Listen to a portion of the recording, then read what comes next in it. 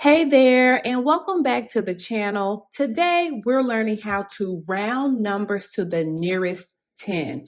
This is one of those math skills that comes in handy all the time, whether you're estimating prices, adding up totals quickly, or just trying to make numbers simpler to work with. So let's get to work. What does it mean to round to the nearest 10? When we round a number to the nearest 10, we're finding the multiple of 10 that's closest to that number. Let me say that again. We're finding the multiple of 10 that's closest to that number. So let's break it down a little bit more. Step one, look at the ones place. That's the digit at the end.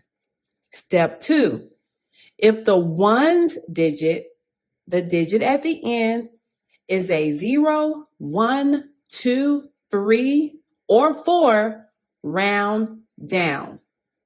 If it's 5, 6, 7, 8, or 9, round up. Step 3, change the ones digit, that digit at the end, to a 0 and adjust the tens place if needed. So let's look at an example. Let's round 47 to the nearest 10. Look at the ones place. It's a 7. And 7 is in the round up group. So we round up to 50. Let's look at another one.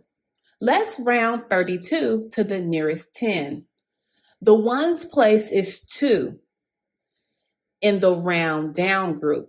So we round down to 30. Simple, right? Just remember, 5 or more, raise the score. 4 or less, let it rest. Now it's your turn. Go ahead and give it a try. Check below for additional practice problems. And remember, if this video helped, go ahead and like it, subscribe for more math videos, and keep practicing. I'll see you on the next